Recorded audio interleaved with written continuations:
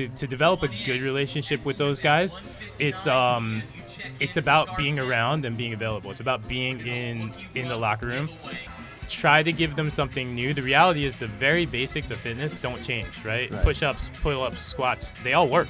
Have that reservoir of muscle and strength and power, which is that explosive ability. Have that reservoir as much as we can going into our 40s and 50s.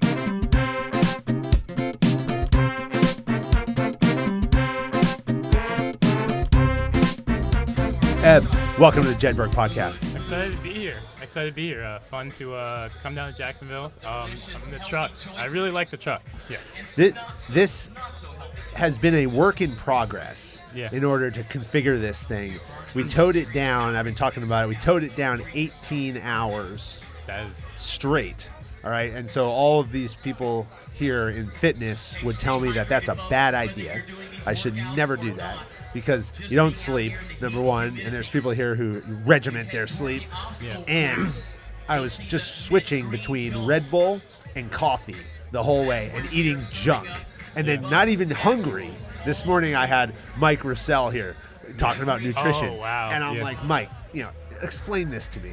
I'm not even hungry. And I'm driving all night. And every rest stop, I'm going to find more and more junk to put into my body. And then you get here and you're like, oh, God, I feel horrible. Yeah. Do you have to do that on the way home, too? I hope you have another way home. No, I do have to do that on the way home. But I have my buddy Alex is here, and he's going to drive back with me. So I don't have to do it on my own. At least you got the sleep part. Yeah.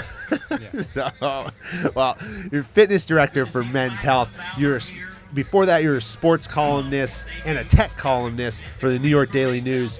You went to Syracuse, studied journalism. I was telling you before we started that our paths were so close together because I applied to Syracuse, I applied to BU, I got into both. I wanted to study journalism, and I made the other choice and went to BU. You went to Syracuse. But why journalism? Why did you want to get into that?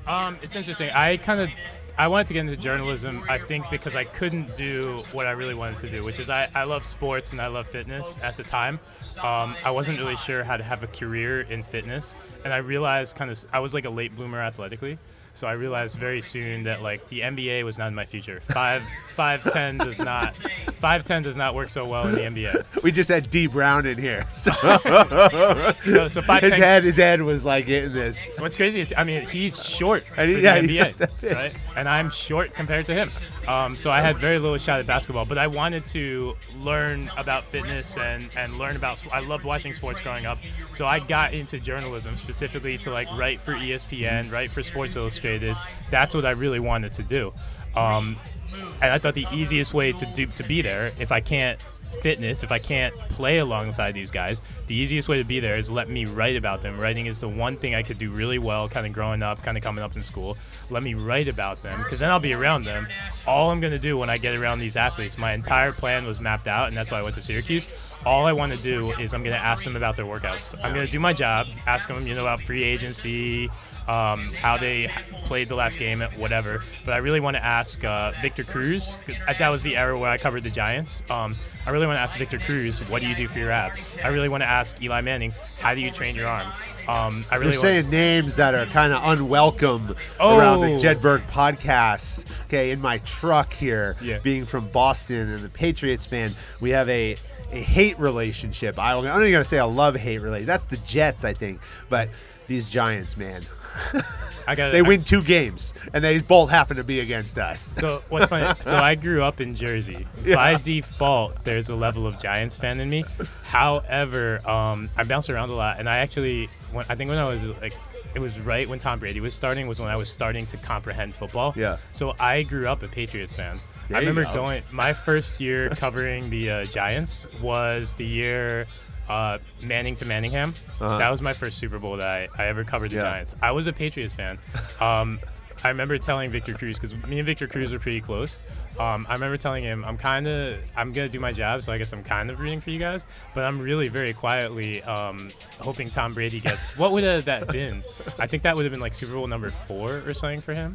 At that time. Yeah, and then he would go on to win like 17 more anyway. But yeah, I'm a huge Brady fan. We did a project with Nike like 2 years ago. They made jerseys for all of us, and mine is a number 12 Patriots jersey. So I'm That's actually awesome. Yeah, I've got really mixed up sports alliances going on. Yeah.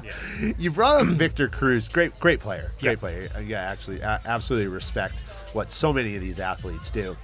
I'm very interested because you said it. You said you had a good relationship with him. How do you develop that relationship? Because I said D. Brown was in here, and we talked about the relationship that you have player to player, the relationship that you have coach to player, and even executive to player. But what about from the journalist side? How do you develop rapport, develop trust? Because in so many ways, as journalists, we can be your best friend, but we can also be the enemy if we don't play it right. So how do you develop that relationship, and how do you cultivate it? It's interesting. First of all, it's really hard, and I think it's harder for journalists to some extent because of how, depending on what kind of media you are, how you're viewed, right? They view you as kind of a mouthpiece and an adversary that they have to talk to because it's the rules of covering sports, right? And it's the rules of it's like in their contract that they have to make a certain amount of appearances. So it's extra hard. I think it's there by default because it's in their contract. And because they know if they say something, if they treat you like crap, it's going to show up. Can I say crap on this? Yeah, you can say whatever you want. Okay. If they treat you like crap, it's going to show up. It's going to be reflected on some level in the way you cover them, right? So it's there by default on that level. But I think to develop a good relationship with those guys, it's about being around and being available. It's about being in the locker room, and it's about being there almost every single day. So when I covered the NFL, it was pre-pandemic, so I don't know how it is now exactly. I think they now mix Zooms and in person, which makes it really hard. But when I covered the NFL, you would literally be there. They practiced every day except Tuesday, so we would be with Monday, Wednesday, Thursday, Friday, and the good guys, the guys who were really good at their jobs, would be there Monday, Wednesday, Thursday, Friday. So I was there because I'm good at my job. But the more you were around them, the more chances they had, because it's such a tight time window, right? You have player availability for 45 minutes a day, but Victor Cruz is going to take press conference questions, and then it's what happens after the press conference where you kind of really make your relationship with him, because it's about being the last guy to kind of stay after all the press has hit all the questions that they want. And then it was about showing that I'm different and showing that we were around the same age. So showing that, I'm not just some old press guy, but we have some stuff in common. We can talk about other things, and it's about approaching him like a friend a little bit and engaging him on things other than football. These guys get hit with so many questions. What happened on fourth down? Yeah. Why are you playing so horribly? I'm laughing because that's basically the questions they ask. Exactly, right? And it wears on the guys. So like they're intentionally going out there and like dropping balls. Yeah, exactly, and it wears on it because the questions, to be honest, it's crazy because I got to know a lot of players too when I left the NFL and when I kind of became because I started training players, and when I got to Men's Health, I got to know them in a different way, and they kind of I have full respect for everything any sports writer has to do, but players also very quietly think the sports writers ask the same dumb question over and over and over again. So what I would do is I would go up to these guys and I would ask about, again, the same thing we have in common. What do you do for your abs, right? And that gained me a little bit of a different relationship than the same, when I walked up to them eventually after 2 to 3 months of doing that, after seasons of doing that, when I walked up to those guys, they knew, at some point I might ask a football question. I have a job to do, right? But at the same time, they knew we could have a conversation, and it was going to be a little breath of fresh air compared to all the other stuff they were going to answer through the day. So that's that's to me is the best way to create that relationship, because then that relationship evolves in different ways with different guys. I won't say who. Where we were texting back and forth, we were playing video games, and that's when there was a different bond, and they could tell me other things, and they knew that at some point I might ask them hey, it might be good to put this on the record, right? It might be good to do a story on this, but they felt like I was their ally while still understanding I have my job to do because I'm a media person. Well, you're not gonna you got to develop that trust, but they're gonna understand that you're not gonna violate that trust. Exactly. Yeah. And that comes from, to be honest, and this is true of every single sports writer, from Adam Schefter to Dan Graziano to me, that comes from a level of keeping secrets, right? They have to trust you, and the only way they trust you is, they're going to tell you that, their wife is sick on a day, and you're not going to just tweet that out, right? Because so it's always constantly kind of this analysis of, is this worth really putting out there? Is it worth burning a bridge, or is it worth keeping that bridge and keeping the relationship? For me, to be honest, I was never going to be Adam Schefter, and a lot of that was because on some level I would rather keep the relationship than get like some story that's going to get a couple million views on a day and then be forgotten. Yeah. To me, it wasn't worth it, and I always valued the relationship more. Yeah, I always thought that the sports aspect was super interesting. I was a Division I college athlete, played sports in high school. But it was funny because I looked at journalism and I was like, I want to be a war correspondent. And Sebastian Younger's coming on after you, so these 2 hours for me are really cool because we get to kind of talk about these different angles of journalism. But for me, it was always about getting the war piece. And Tom Brokaw was my hero. Yeah. And I looked at him and Peter Jennings, and it was all about this objectivity in sports. When you look at reporters, and a lot of them who are out there today who have an angle, who take a less than objective approach, and the rise of social media, how has things like the repeal of the fairness doctrine, which doesn't apply so much to sports, but how has more the rise of social media and the need to become a celebrity yourself almost as a journalist in order to get the likes and get the follows, how has that affected their ability to accurately report? You want me to get media nerdy on you a little bit? It's funny. I thought we were going to come on and talk about biceps curls. Well, yeah, that's next. That's next. But no, I really, really love that question and that side of the discussion too. I think it's gotten really hard, and I saw it kind of evolving when I started. I'm a little bit, I would say, schooled in how I always did my job. I was raised that, it's kind of like you report the story and you report the facts, and that's the story. Yeah. But I remember when I was coming up, that was kind of, Twitter was at its heyday. Instagram was just getting started, right? And I think what happened... When I was coming up, we didn't have cell phones.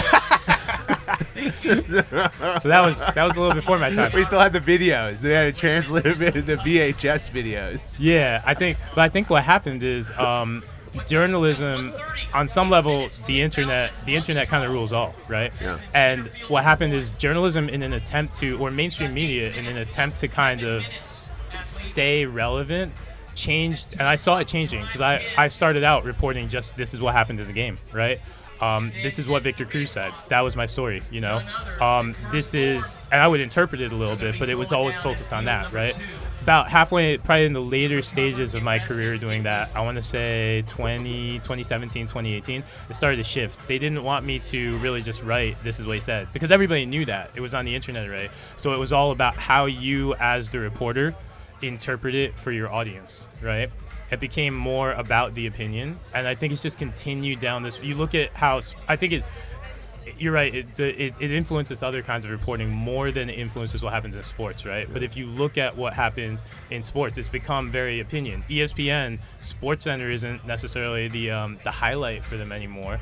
I used to love watching SportsCenter. Now, it's First Take, and it's, I can't even remember. To be honest, I don't know the shows as well because they became so opinion focused that I definitely backed off a little bit. It's hard to watch. Yeah. You can watch it for a few minutes, and then eventually it's just this noise. It's also very echo chamber, right? If you like Stephen A, you kind of know what he's going to say anyway because you follow him so long, and you're tuning in to hear him say what he's going to say, right? And he's not going to surprise you in any way because he's not really reporting. He's just he's giving his opinion, which is really not going to change, you know? I don't want to say I'm disappointed by it, but I will say, it's just changed, and I saw that evolving. And to be honest, I think that's why I chose to move on a little bit. Yeah. Well, let's talk about moving on. So you did go from the sports journalism piece to your current role, and now you're working on both the written content and the video content for Men's Health, which involves a whole number of things, and primarily working with different athletes and different personalities in in their shoots that then get covered by the magazine. So talk a bit about the role, why it was appealing to you, and what that every day looks like. Yeah, I mean, to start with the role, I mean, it's pretty much my dream job, right? Because, again, the reason I got into sports journalism was because I wanted to talk to athletes about fitness, and I wanted to get as fit as them, right? At Men's Health, I basically oversee all the fitness. So I do like our video, as you said. I handle a lot of the editorial copy on the back end. I'll write something every so often. I have a really, really cool story I can't talk about now. That's the reason I was in California before I came here. All right. Well, you tell me when it comes out, and we'll promote it. Yeah, we'll circle back. We'll add on to this. But I do that, and then I also oversee kind of a lot on the business side. So like our fitness partnerships, which is I wanted to. One of my secrets is I actually had an accounting degree before I went to Syracuse. I kind of fast-tracked it. My dad, when you're Asian, your parents are like, you're going to be an accountant, a doctor, or a pianist. I did not. I took piano lessons. I could play. I didn't like it. Doctor, it was kind of cool, but it seemed like a lot of work. The accountant seemed the easy path, so I went that way. I studied journalism, so I didn't have to take math. Yeah. But no, so I have an accounting degree, so I enjoy like the business side of things, working on our partnership. So I do a lot with that, but it's fun because it really is at its core. It boils down to helping people get fit and finding new and smart ways to. I have a CSCS too, so to also be able to call BS on what's in a lot of the fitness industry. Like a lot of people are like, hey, you do 100 burpees, all of a sudden you're gonna have abs, and I'm like, yeah, there's no science there, So I enjoy. What I do fundamentally. What was the next question? You asked 3 questions in sequence. I think I forgot one. Sorry. No, you got him. You got him. It was about what brought you into it and what the job is. Yeah. You got a cool series that I was looking at called Eb and Swole. Yes. I love the name. You want to talk about bicep curls? This is where you're giving the instruction on the bicep curls. So what prompted that series and what's the goal? So it's interesting too, because when you get into what we were just talking about the media with fitness, I get to be a little bit. It is kind of about my opinion and how I interpret the science, right? Because everybody interprets it a little bit differently. So one of the things I always tried to do, because when I started at Men's Health, it was very much the era of that crazy era on Instagram where everybody was putting out crazy new exercises, a lot of which are just really showy and don't really do anything, but they make for really cool content, right? And one of the things at Men's Health, the first thing I learned when I got to Men's Health is the magazine always tries to be useful, right? Like, we don't just want to put out like a fluffy exercise that looks incredibly cool but isn't going to help you get fit. We want to put out movements that make sense, are a little bit eye-catching, because people got to be excited about their fitness, and are going to be effective, right? So that means, for a lot of the general population, it can't just be a push-up, right? A lot of the general population came up on, 5th grade gym class, push-ups and pull-ups and squats, and it's really hard, and they hate it, right? So one of my jobs was to make fitness exciting but useful. So what we did with the Eb Swole series, I kind of did a lot. I study fitness, obviously. I have a CSCS, so I tried to take a lot of what was in that book, which is like very dry science, and make it, fun exercises that will help people get fit, So we have biceps curls where you pause halfway through the motion, right? And there's like a value to that I can then explain to them that makes the curl fun for people, makes it not feel like the kind of thing like you or I would, I feel like you and I will probably just, train anyway, but it makes it fun. And that's how the series started. It's evolved a little bit as we've kind of gone from just like a website series and an Instagram series to YouTube. Now we try to get a little bit more involved, make it a little more YouTube-y, just give people tips. But it's become a really cool vehicle, I think, for me to present people with smart fitness ideas, try to give them something new. The reality is the very basics of fitness don't change, right? Push-ups, pull-ups, squats, they all work. But we try to make them new and exciting, and at the same time make them relevant to people who may not want big biceps, but do want to just move better and feel better. I want to ask you about your theory kind of on fitness. And we've seen an evolution in fitness over the last 20, 30 years. And yeah, the fundamentals are still remain the same. You burn more calories than you consume, move your body in different ways to generate growth. But we've gone from this 3x10, 3-day cycle, chest and tries, back and buys, skip legs, go back to chest and tries, right? which you see that I may have done a few times. But from there, we've gone into this conversation about functional fitness. We've seen CrossFit, redefine so much of the fitness industry. Where do you fall kind of in this spectrum, and then we've seen the rise of the ultras and the savage race stuff and, the tough mudders and those athletes, the endurance athletes. Where do you ascribe to in kind of that spectrum? I mean, at a base level, I think anybody who's moving is doing something good. We've gotten really sedentary as a culture, right? A lot of sitting and driving 18 hours and not getting a chance to do anything. I had to walk around every 2.5 hours. I need gas. Yeah, but we've gotten very sedentary as a culture, and so I think at a base level, it's always good. I try to not put too many barriers to entry to fitness. Because I just want people to move, right? That's the very lowest bar. If I can get people moving, that's a good thing. Beyond that, though, to me, I want to look at this from the lens of longevity.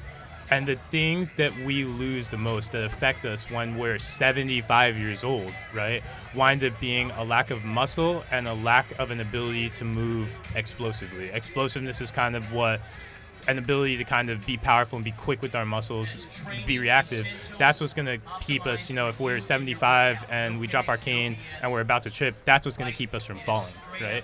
So at a base level, I want people to build as much explosiveness as possible and build as much muscle as possible. After age 40, what they generally say, and the research is a little sketchy on this in terms of the actual year that it happens, but in general, after age 40, they say we're losing a percentage of muscle mass every year.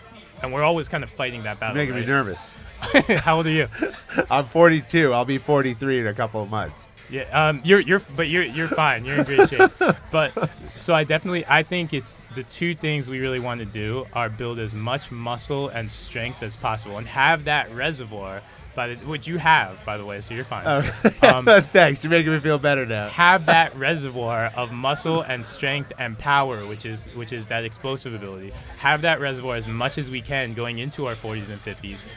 A lot of us, hopefully, especially at this event, are going to continue to train, right? And you can maintain those qualities if you continue to train them. But you're still fighting that battle. And for that, going into that battle, I want people to be as strong, as muscular, and as powerful as they possibly can. How you get there are multiple ways to get there, and I think almost following the trends a little bit is not bad, because over the course of your training, over the course of decades, your training is going to have to evolve, right? When we're younger, we can take on a lot more of the functional stuff. We can handle, say, the power cleans and the snatches, and your body can take that. Your body can take the impact of that at a certain point. And I see this a lot in a lot of my old, I came up in a bodybuilding gym in the Bronx. That was the first gym I went to when I moved here. A lot of those older bodybuilders, they pounded their bodies so much that they can't do as much of that. So at some point you do shift towards the more, biceps curls and the more isolation exercises. You can still build muscle with that when you're in your 40s and 50s. That's fine. And then when you get a little bit older, you might have to switch to machines. The goal, though, through it all, is to continue to load, continue to train as heavy within reason as you can. Not everybody needs to deadlift 500 pounds, but I'm a big believer that we should all be able to, because this is literally the fundamental act we do every day. We all need to be able to pick up our body weight off the ground, right? So that means we should all be able to deadlift our body weight and a little bit more than that. Sure. I think that's a really interesting perspective. The way you've laid that out, it reminds me of myself and the mental kind of approach that I've had, both having success and failure in that, where as you age and you have to start thinking about, okay, well, how do I start tailoring my training? But do I want to come off too much too quickly?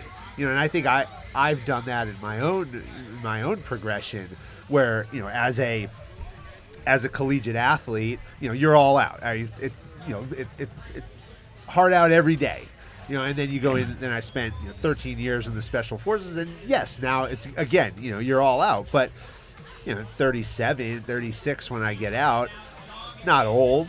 You can still perform at a very high level, still in peak condition. But then, other factors start coming into life. You have more kids. You have a job now, and now, unlike in the military where there's a set portion of the day where I actually am working out, things start to affect that, and then it starts cutting in your head like, well, maybe I shouldn't do all these things that I was doing before. Maybe I should do yoga, and I should do some stretching, and I should run, and only do body weight. And I did that for a while, felt okay, but now I've kind of made this return to CrossFit in a lot of ways, where I've said, well, I don't need to clean and jerk 300 pounds, but can I grab the sandbags and do it? And still have the explosiveness that you're talking about, still have the movement, the flexibility, but I'm not going to load up my shoulders and my back the way that I did when I was 21. Talk for a second about that threshold, and managing that threshold. And as a coach and a trainer, what are the inputs that you're looking at when you have somebody who's going through this progression to keep them actually focused on pushing themselves to the limit and not backing off too soon? Yeah, I think fundamentally, and it's interesting. Again, functional fitness is not a bad thing. I think bodybuilding at some point got a little bit demonized because I'd agree with you. It was not functional, right? Yeah. Bodybuilders are doing rows and squats and all that stuff too, right? Yeah. So I think the ideas that functional fitness got to us are the same qualities we want to continue. There's a certain set of qualities from there that we want to continue to pursue, and the implement is going to change as we get older, right? That's what changes, the implement, but we want to continue to maintain a certain set of functions, right? I break them down into hinge, which is obviously our deadlift. Squat, we need to be able to kind of move at the knee joint. That doesn't necessarily need to be I'm going to try to give you my short form version of it, squat or a lunge or a split squat, but something where we're kind of focused on the knee, right? Horizontal push, which is, our push-up, our bench press. We need to be able to push stuff away, right? We need to be able to put our hand out in front of us so we can grasp our steering wheel, right? Yeah. Horizontal pull, which is the most critical idea. That's like any of our rows. That is, me pulling my wife into me to give me a kiss, and, that's that idea, right? And then we need to be able to reach overhead. And if you can do those things for life, right, you will be okay. The way we do that evolves as we get older, and I think what you're always looking for is this causing me pain, right? If it's causing you pain, and I think CrossFit has also evolved, right? There was a point where CrossFit, it was like everything had to be the barbell, right? And you had to do these ideas with the barbell. I feel like even they've evolved, where I see more trap bars in CrossFit gyms, right? And I see more people doing dumbbell presses than barbell presses. So even CrossFit's evolved. But I think the threshold is when you start feeling pain, and it's pain in your joints, right? When it starts hurting you to the point where you're not feeling that good burn in the muscle and you don't want to come back to the gym, that's what I'm looking. I'm not necessarily going to say, okay, now we're not going to bench press, but now we're not going to horizontal push, but I'm going to start to switch the tools, right? When we're younger, we can play in all the tool sandboxes, right? And, that's where CrossFit, when we're 25 and we want to clean, that's great, right? I don't do barbell cleans much anymore either because they're violent on my elbow. I also had an elbow surgery last year. I still do that idea. I just use kettlebells because they're a lot more friendly. So I think what happens as we get older, right, there's going to be a progression where we go from that fixed tool, whether it's a barbell, whether it's a pull-up bar, whatever it is, that fixed tool, we're going to go to dumbbells, kettlebells, tools that are going to let our arms move in different ways and that are going to account for the fact that I've gotten older. I've developed some habits, right, in terms of maybe reaching out with my steering wheel all the time with the left arm, where I've got a couple imbalances going on, and the dumbbells and the kettlebells are going to allow for that, right? The sandbags are going to allow for that. So I'm going to take down some of the load when I do that as well, because I'm working with a unilateral tool and I'm working with something unstable like a sandbag. When I take down that load, I'm then increasing the instability of the tool, and that's how I'm going to kind of make up for it and still get a lot of the function I need. As I get older, then still, that's when my joints start to erode. I maybe can't handle the instability that comes with dumbbells and kettlebells and with sandbags, right? So that's when I want to continue, when I'm in my 60s and 70s and 80s, I want to continue to move myself, I hope I live that long. I want to continue to move myself, continue to move my clients through those patterns, and that's when we're going to go to the machines that for, years upon years were very, bodybuilder specific, or they weren't, if I'm tight on time, they weren't necessarily the thing I was going to do. That's when I'm going to start to integrate the machines back into training for clients. I got to put all this into effect. So you don't live that far from me, so I'm gonna be hitting you up. Follow those Eb Swools. We got you covered. I thought they were great. I was watching some of it this morning as I was prepared for this. Talk about the mind-muscle connection, because that's another thing that you've incorporated into your training programs. Because both of those have to work together. Yes. And so often we tell ourselves that the mind is stronger and is going to control so much of our physical performance in our muscles. How do you approach that connection between the mind and the muscle to create an effective harmony for an athlete? Yeah, and I think this is probably where I differ a little bit of CrossFit and the functional fitness school. And this maybe comes a little bit from the way I came up, because again, I started a lot of what I did. I mean, push-ups, gymnastics, and stuff like that when I was a kid. But when I got very serious about training and moved to New York, it was a bodybuilding gym. So my path upwards started with moves like biceps curls. I wanted big biceps. If I couldn't have like legs or back or anything, I just wanted big biceps. Your biceps are the size of my calf, so you've done a good job on it. So that's you sucking up, but I love it. Makes me feel good. But no, like that's what I wanted. So I came up doing a lot of those isolation motions. And what happened then when I got to Men's Health actually is when I started diving a lot more into CrossFit and all these other modalities, even yoga. The more you can do, in general, the more you can play in those sandboxes, the better.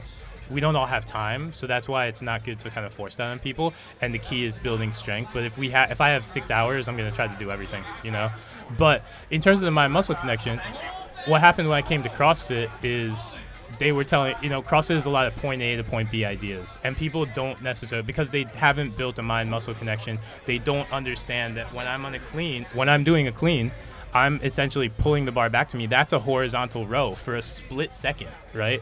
And if I can understand that and fire off those muscles, one, I'm going to protect my joints better, and two, I'm going to get a better workout from a muscle building standpoint, and I'm going to grow more symmetrically too. Symmetry in the long term is really, really critical to our joint health, right? If I get my chest really big, it's going to pull my shoulders forward. That's, it's great to have that big bench press, and my shoulders are going to hurt all the time. So I need my back nice and strong too.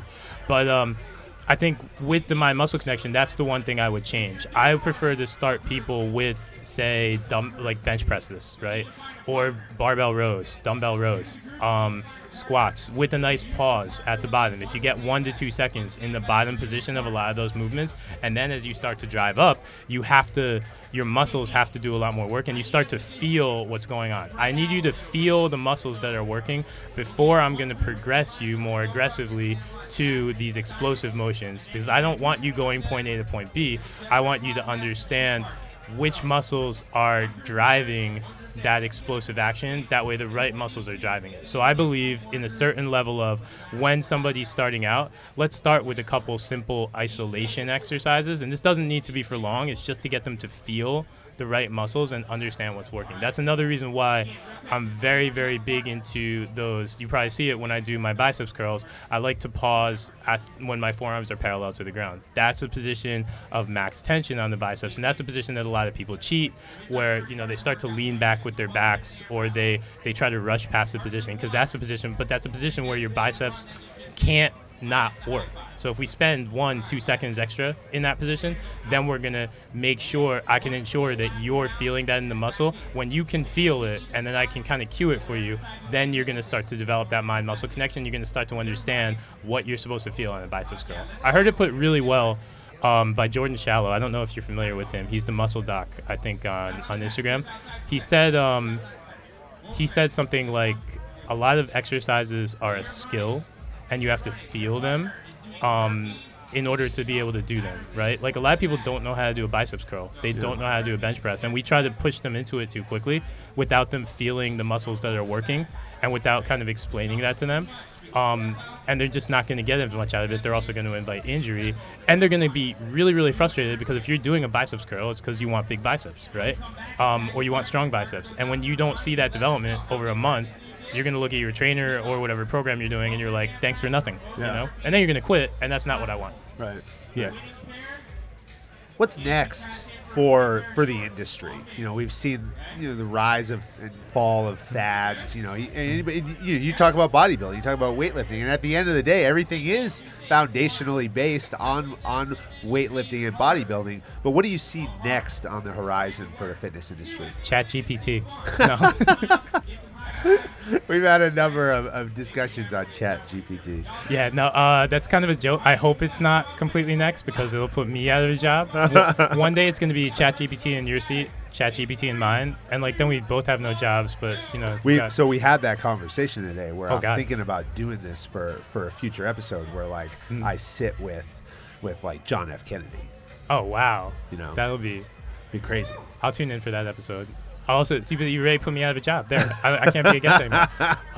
I think what's next for the fitness industry at a fundamental level is what's come before on some level. I believe it's a pendulum, and it swings between the functional, super hard fitness ideas that are kind of trafficked by CrossFit or there are two pendulums that swing. One swings from functional ideas to more bodybuilding ideas and aesthetics.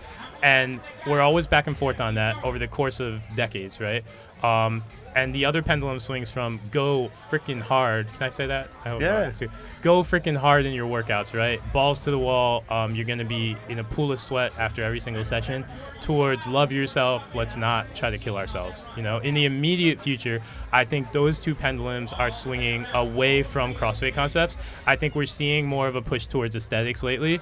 And we're seeing more of a push towards be kind to your body, don't kill yourself, right?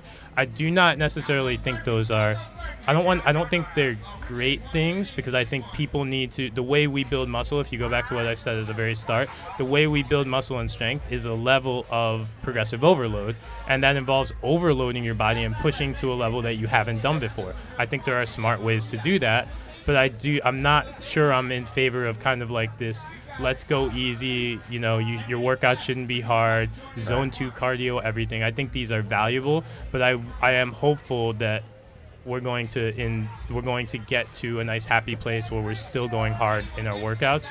And I do think, even though I love kind of the aesthetic ideas, I think the idea of going heavy on those fundamental motions I talked about and on that deadlift is important. So I'm hopeful and I'm working, I guess, to some extent to help swing those pendulums back towards the center. Well, awesome. Eb, as we close out, the Jedburghs had to do 3 things every day to be successful. They had to be able to shoot, they had to be able to move, and they had to be able to communicate. These were their habits, foundations, things that are critically important in health and fitness. If they did these 3 things with precision, then they could focus their attention on more complex challenges that came their way because they weren't worried about the basics. What are the 3 things that you do every day in your life to set the conditions for success? Do you want this kind of more general, or do you want this fitness focused? No, general. In general, what are the 3 things I do every day? One, I make sure to get my workout in, right? I don't think I'm not 7 days go hard and kill yourself every single workout, but I think every single day we're meant as humans to move. So I want to pick up something heavy. It doesn't always need to be my deadlift, but it's going to be something heavy. So that's going to be my first thing. 2, my dad is, I think he's 78 this year. I want to spend a little bit of time talking to him. I think relationships are really important, so I want to kind of spend some time talking to my dad, talking to my wife, and just continuing to foster those relationships. To be honest, number 2 is the thing that I am worst at, as my wife will tell you. She can talk to my wife, but she'll tell her the same thing. Exactly. Third thing, I want to, and this is probably the first thing I do because it's the first thing I do when I wake up, I want to set like a to-do list for that very day. The things I want to accomplish on that day. I write it down. I make sure it's at least 3 or 4 things. This just helps me kind of like make sure that, because for work, I have to do certain things. I have a lot of obligations for work. I got my fitness stuff. I've got my own kind of outside stuff, and I've got to keep the family happy. And I want to make sure I write down the 3 things that I'm going to accomplish in the day. That way, if everything else, if I miss a meal, if I miss like a dinner, if I miss a phone call, I feel like that's all going to happen, especially the busier I get. But as long as I've done the 3 things I set out to do in the morning, I can feel a level of accomplishment with that day and a level of satisfaction before I go to bed. Wow. I love all 3 of those. get the workout in, build the relationships, do better at Yep. the relationships that matter, and create that to-do list. I think those are all critically important. What do you think about this? I have never seen. You go to a lot of festivals, so Yeah, this one feels different, more accessible. I love just being around. I love being around. Like, you look around, you see people hanging. You see a lady hanging out of her Jeep doing like pull-ups. You know, you're seeing people like to drop and do burpees. It's not. I love events like this because if you're in an office building and you drop and do burpees, people give you a funny look, right? If you're here. I wish more of the world was like this, because if you're here, you can hit those burpees, right? And it's normal, and that's how we should be. I think we should spend more time moving like this, and so seeing a collection of people working hard and continuing to push through this, I love this, and I love the vibe, and I cannot wait. I'm so glad to be part of this event. I'll be speaking later today, but I'm so glad to be part of this event just in a small way. yeah, and you and I both got out of New York, where I hear that it's raining today, and we're here. It's 85 degrees and sunny in Jacksonville, and we're at a fitness festival about to work out. You're going to give a talk, but before you go do that, you want to coach me in some biceps? We could do that. Yeah. Let's do it. Yeah. We'll make it fast, 5 minutes, because that's probably all I have in these little things. So, Eb, thanks for joining me, man. Thanks for really having me on. Appreciate it.